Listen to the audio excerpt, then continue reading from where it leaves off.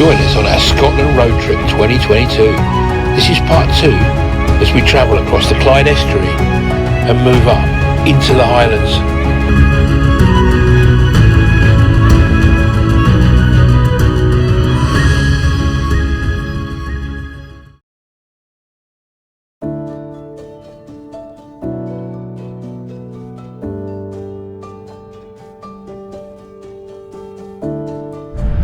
Hello guys, welcome to Scotland. We're in Inverkip, which is on the Clyde. I'm looking out at some amazing mountains. This is Inverkip War Memorial with the road in the background. I'm just going to pan you around and show you the view.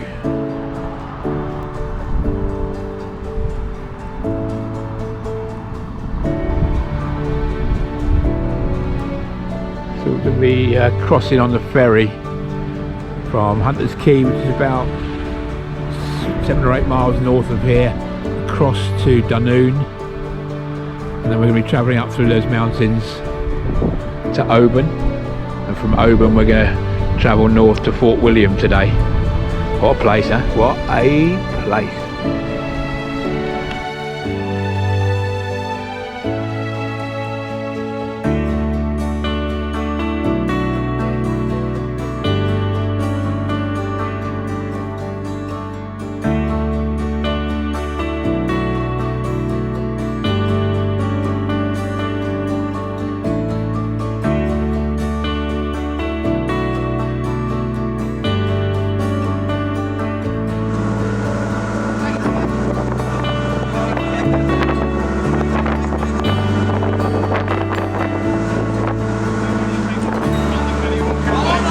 Two.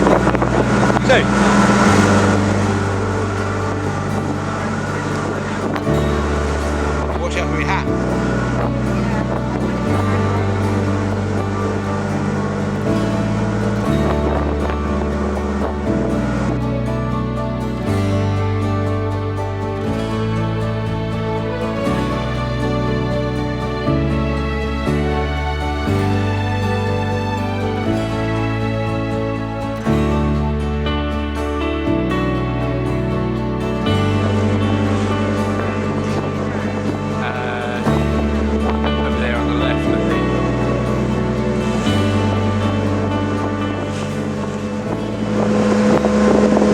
My grand over there.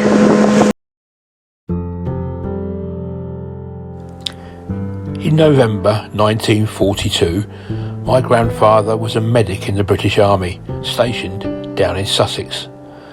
On November the 8th, they were woken in the middle of the night, loaded onto a train and transported north. They didn't know where they were going to be going.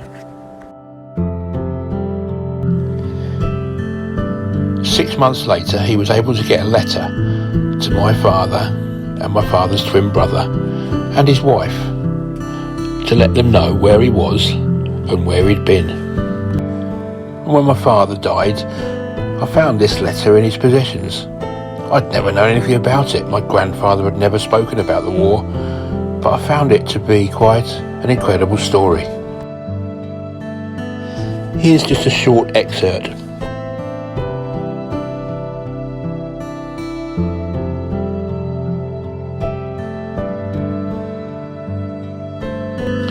After puffing through the night, we arrived at Liverpool at 4 o'clock in the morning.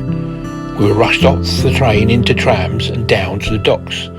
There to see, waiting for us, a huge ship, the SS Orion, 2,300 tons, 33 knots speed.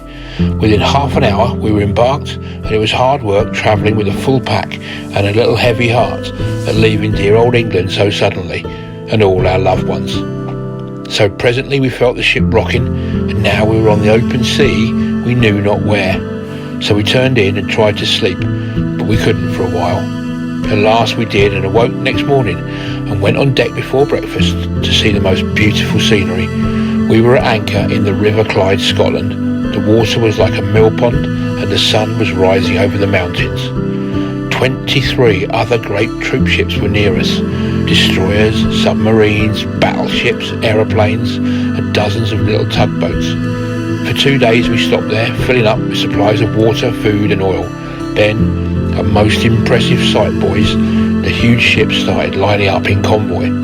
We took the lead, then we started steaming up the river, all wondering what the future held and praying for a safe voyage. Slowly at first we moved, then gradually out into the open sea and the great unknown. It began to get choppy. We were sailing through the Irish Sea. In the distance we saw the north coast of Ireland and knew that that was the last of dear old Blighty we would see for some time. We leaned over the rail and watched the land disappear from view. Destroyers, like faithful watchdogs, were all around us.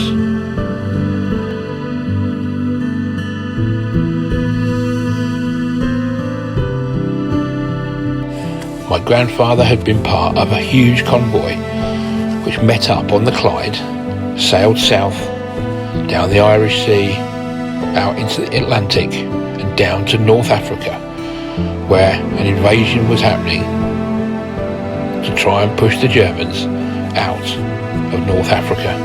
My grandfather finished up following the troops as medic for the troops into Italy and up through Italy. He didn't see his sons between 1942 and 1946.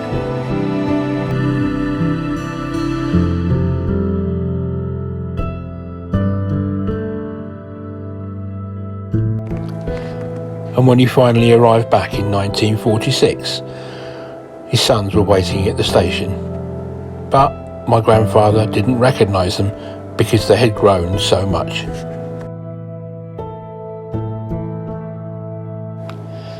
I'm really very proud of him.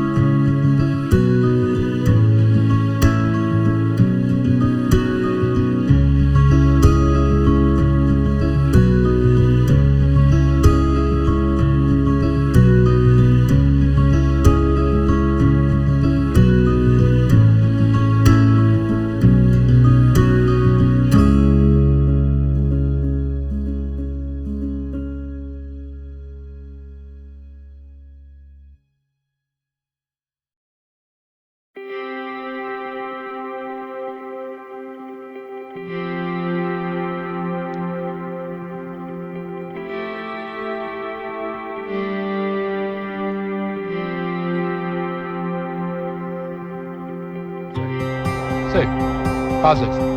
Buzz it over your head.